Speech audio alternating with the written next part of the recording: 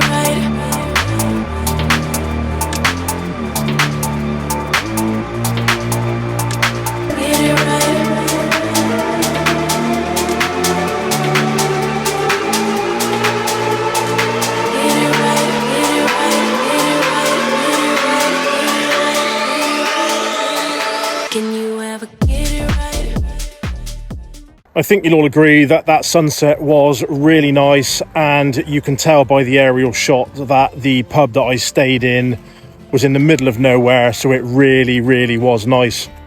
So for those of you that don't know the area, Pilnin is just off the M5 by Cribbs Causeway in Bristol.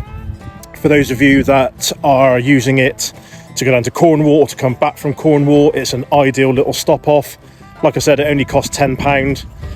But yeah, it was interesting to lie in my own sweat all night, even though I had the pop top up for a change, I had all the windows open, and I was still dying. But it is what it is. And then I woke up, I then decided to hit the road once again, and I ended up in one of my lovely little spots that I stay in. I ended up at the Brecon Boathouse. Now, that park up, for those of you that aren't aware, who are new to the channel, you can park there one night in every 7, and it's free after 6 o'clock at night until 9 o'clock in the morning.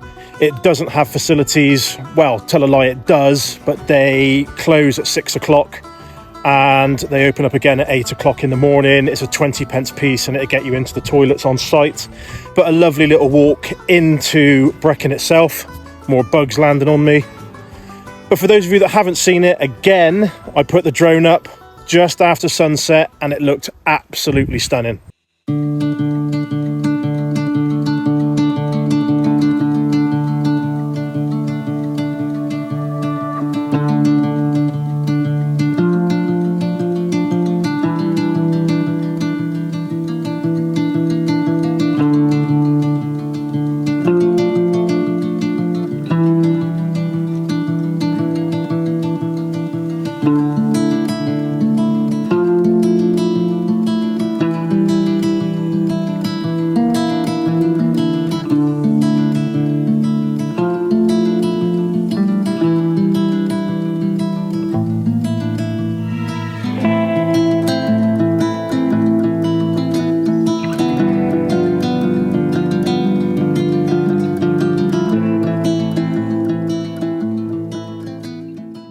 The saving grace about that park up was as soon as the sun went down behind one of the hills, the temperature did start to drop, but a bit of cloud cover came over, which meant it couldn't escape. It was really muggy, and again, there was no natural airflow through the van. So I literally just led there with no bed in, managed to drift off and get a few hours sleep, and then luckily woke up at 4 or 5 o'clock in the morning and it was lovely and cool, and forced myself back to sleep, which is very rare for me because my body clock's set for work around about that time. Did wake up with a bit of a headache because I've had too much sleep, but like I said, it is what it is. I've chosen to come out, and it's just something I've got to put up with. So leaving the Brecon boathouse, I jumped onto the road again this morning, which I said is Saturday, and I thought I'd come up to the Cotswolds. It's, like I said, I've been to these places before, I know the areas, and as much as I would love to get some decent content out for you this weekend, I'm going to just start it all next weekend. It's far too hot. I mean, the sun's just come out again now, and I've just come down to the woods behind the pub that I'm staying in. I'm staying at a Britstop car park at the Inn for All Seasons, just outside of Burford. Tomorrow morning, I'll be chipping off down to the Farmer's Dog, if the queue's not that big. Pop in for a pint, you never know, you might see Jeremy, you might see Lisa. But the biggest person I want to see down there is Gerald, because I'd love to see if he actually speaks the way he speaks when you watch him on Clarkson's farm, that you can't understand a bloody word he's saying. Oh, out of breath. See what I mean? It is literally, when I left the van a minute ago, it says 37 degrees. I hate it. I absolutely do. So I think, fly going in my eye, I think I'm going to go up to the pub and I'm going to have a nice pint with ice of lemonade. I'm not in the mood for rum. I don't drink beer. I don't want water. My toys are going to be thrown out of the pram tonight, I think, if I don't have a decent night's sleep. So this pub needs to hydrate me.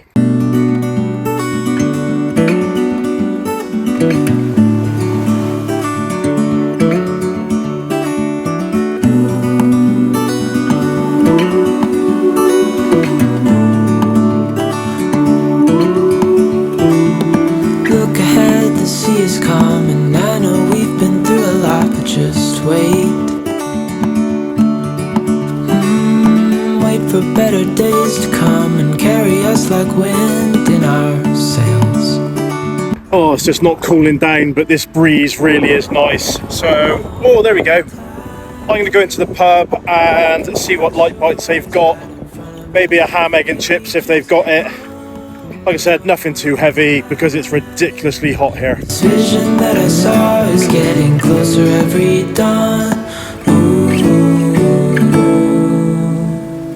We are dreamers of the shore. I'm not going to lie, I didn't even finish that meal. It was a standard size, came with 2 eggs, amazing local ham. But I'm absolutely stuffed, so I'm going to head back to the van and chill out. I'd probably die in my own sweat. It's now on this boat and we all know where we belong. Just wait.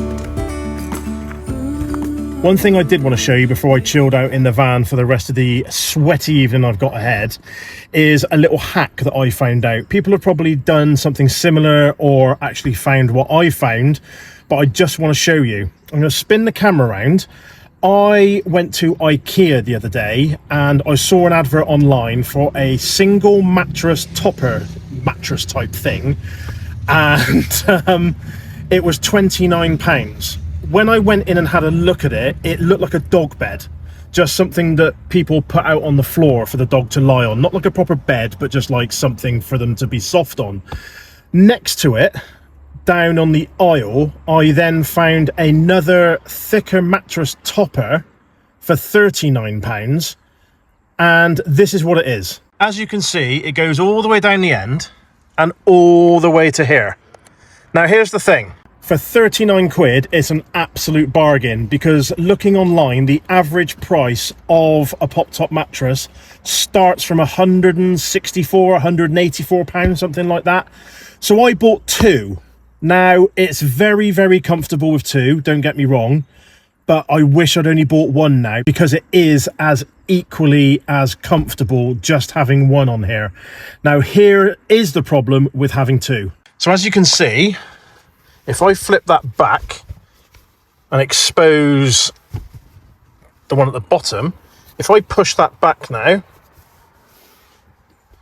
there we go, it goes right flush with the bar of the pop top, which means it will close. Now, I did try closing it with 2 earlier on, and it was having none of it. So rather than force it down, having 1 up here is absolutely ideal for a storage hack, and the price and what I found in IKEA is a quality pop top mattress hack as well. Like I said, you lot have probably done something similar to this or found the mattresses that I have found. But for those of you that haven't, why spend close up to £200 when you can buy 1 for £39 or 2 for £78? Look at that. Enough gap down the sides, which is what you need. And lovely views. Look at that. So, there you go. Have a look on their website. Pop into the store. Like I said, I didn't even know about these. I found it by pure fluke when I went down to the aisle to get the one I did want. But then changed my mind, saw this next to it, and just bought away. Right then, you lovely lot. The sun is almost down. The breeziness is picking up. The temperature's dropping, and I am over the moon because I can't put up with another night of sweating in my own filth. So I'm just going to sit here now and cool down before I go back to the sweatbox and sit on the sofa, watch a film, might have some Doritos, might even make myself a nice hot coffee and drift off to sleep if I can. So I will pick up next week. Oh, there's some cars coming, so I better stop talking a minute. There we go, because they are quite loud coming by here.